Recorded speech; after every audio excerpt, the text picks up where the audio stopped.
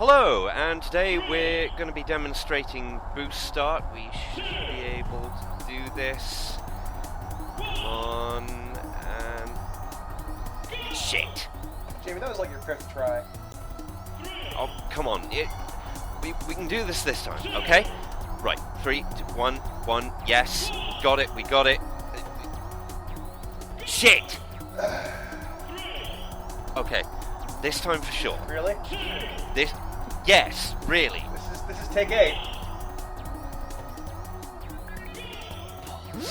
Hello, and welcome to Wipeout. This is Jamie the D. This is Mighty Biscuit. And today we're taking on Korodera, which is, as far as I'm concerned, pitch control central. Now, Biscuit, take a look at that perspective shot. Can you see something special about that? Looks like they need to comb it a couple times. They got some stuff sticking out.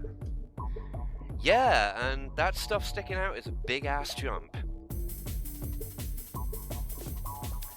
You'll also notice there's no real difference between the only fork between the paths of the only fork in this lap.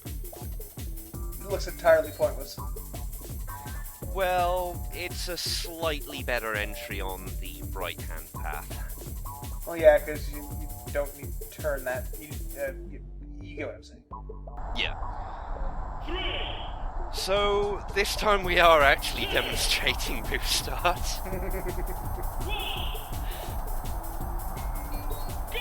He was exaggerating a bit, it only took 6 takes. Don't listen to his lies, it was 14. Oh, shush. Anyway, and yes, excellent use of boost there to cover a major fuck-up early on. This is one of the uses of boost. It's not a good use, but it is a use.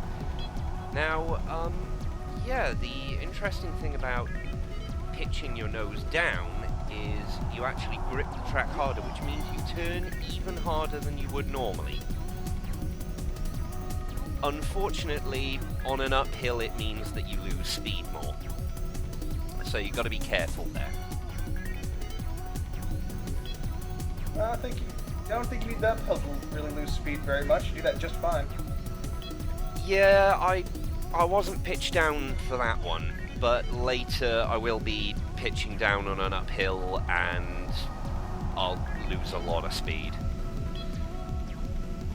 So here we come, the big ass jump. It's about 2/3 around the track, and going normally on Venom, it's just fine. However, this is an earlier take where I found a turbo and decided to demonstrate something. Was this from back when you were a kid, Jamie? Back when you had black and white TVs? No, but either way, that's basically a good idea of what's going to happen if you go at full speed in rapier mode. You go off the top of the track, and between 6 and 8 seconds, which in a racing game like this is absolute murder. That's suicide. Like hitting that wall like you just did there. Yeah, if this was a race I would have lost a couple of seconds there, and a couple of seconds do matter in this game. However, we will see, yeah, I pitched the nose down here, and look at how smooth that corner was. Now, this track is a bit of a bitch, because not only do you have to pitch control over those, they're effectively adding to the number of blind corners, and there are a lot of blind corners in this track. I like how you just used your boost to save yourself from stopping, and then went and crashed again. Yeah. That's a direct result of the boost. Yeah, but then again, I also went over the side of the track, and that is actually a speedrunner's trick. Not a very good one for me, but... Well, you aren't a speedrunner. No. I don't think you even run, do you? I do a bit of jogging.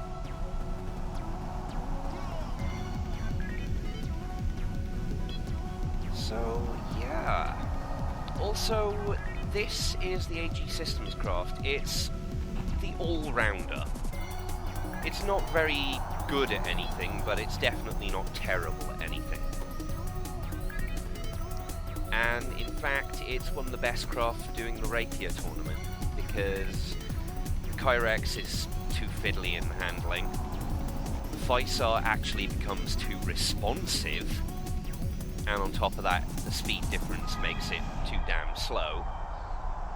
And the Oricom's an okay choice, but I'm more comfortable with the AGS. I can't note one problem with it. Blue and yellow. Blue and yellow. Well, that's just Daniel Chang's colours. Okay, then. That's just John his problem, then. John Decker's... yeah. Although 4 years after the end of this game in the timeline, he's got a bigger problem. What, he's dead? Yeah, he was the first Wipeout-related casualty.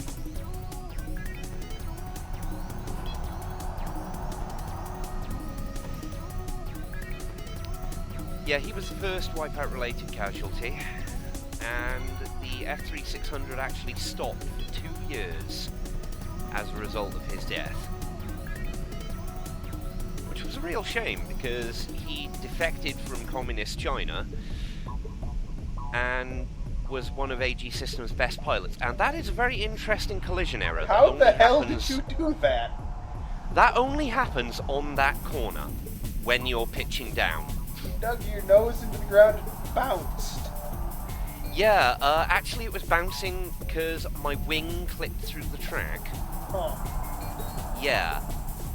And like I said, that only happens on that corner, and it doesn't always happen. That's weird. Yeah, and to take that corner well, you do have to pitch down. But yeah, he escaped from Communist China, where they were testing stolen AG technology that often exploded. And he moved to AG Systems, and he was one of their best test pilots, and then 2056, he... stopped being their best test pilot. well, yeah, he pulled a bit of an Ayrton Senna. As to the team itself, AG Systems were the creators of anti-gravity racing. They created the first prototype, the NX-100, and their test pilot, Pierre Belmondo, became the director, and then, after a Brazilian company called Pirana even, whispered into his ear, he created the F-3600. Unfortunately, while the company was American, after the collapse of Big Oil, it was bought out by a Japanese consortium. So wait a second. The surface. Carbonic iron. Isn't it steel? It's a really unscientific name for steel. Yeah, but basically, this is actually in the middle of Russia's wasteland. Russia, home of Kyrex and another corporation called the Overtel Corporation. They will become important in later games. Right now we can forget about them. Right now we can forget about them. But, yeah. I'm just trying to think what else I can say about AG Systems. Oh, yeah. Their stats are average because they love the technology. They love the technology so much that they have even been known to replace parts with newer ones, experimental ones, in the middle of a race. As a result, their performance is extremely erratic. So, sometimes they win by a huge margin, sometimes they lose horribly. Overall, they become mid-pack runners. Like how you said, going on the right was the easier path, and you always take the left. I take the left because I'm personally more comfortable with left, and this turbo, that is how you do a turbo. Yeah, that was 2 places. Yep. I think that was well worth the turbo. Of course, turbos are quite rare on the track. There are colour correspondences to what you're picking up, but actually getting to pick it is a bit of a hassle, really. First you get a green shell, then a red shell? Lucky you. Ah, that's not quite a red shell, that's the electro bolt, and it doesn't actually do that much to the AI beyond slowing them down. Oh. For you, however, it makes your controls less responsive. It gives you about half a second control lag for 5 seconds. What the hell power up is that? That's the red shell, the missile. And because I'm well ahead, I actually start firing things off. Because unlike later games, there is no destroy or absorb weapon. So if you want a new weapon, you are going to have to fire it off.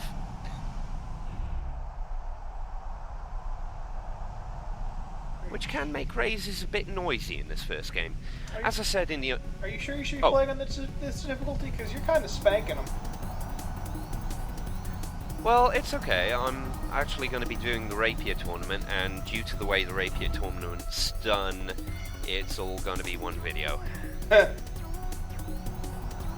Because just like pretty much every tournament in the game, you go through it. If you don't place third or better, then you lose a continue. You get 3 continues. If you do place third or better, you're stuck with whatever you got. So, pro tip, if you want to win the Rapier Championship, get first for at least the first 4 races. Because, you know how I said the AI was really vicious? It gets more vicious in Rapier. So, pro tip, win. Yes. And win hard.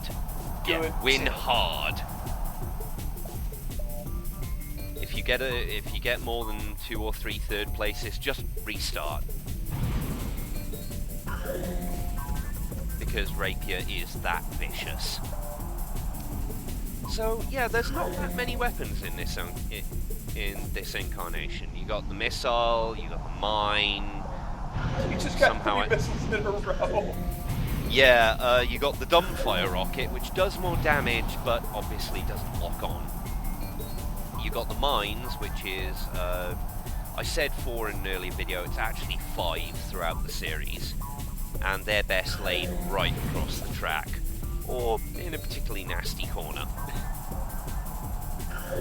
Hit 1, not so much speed loss. Hit all 5, you are so buggered. It's twice in a row you've hit that wall, then. Yeah, I'm not very fond of that particular turn. You've got the shield, which defends you against pretty much everything. Except your own mistakes. Except your own mistakes. Well, actually, you lose less speed by hitting walls when you got shield on. Oh, so it does. It mitigates it. Yeah. Turbo, obviously, does what it says on the tin. And the Electro Bolt, which, as we've said, if you've got one, just fire it off straight away. It doesn't do much to the AI. Just going through all the power-ups. Pretty much. And also, first for what? 1.5 laps? It's the first lap? Yeah, pretty much. This is how your average Venom game goes, if you know what you're doing. Boy, this is exciting. Also, due to that boost pad, we now know how fast a turbo boosts you. A turbo will boost you the equivalent of 3 boost pads in a row. So, hey, we won, and we won handily. I promise not to win handily on the next one. Fuck? I just saw that man's picture. Yes. He's punk as hell. He's blue and yellow himself. Yep. And I completely forget that there is a delete key. So that stands for I am great. Honest. Next time we have Aridos. This has been Jamie the D. This has been Mighty Biscuit. Take care.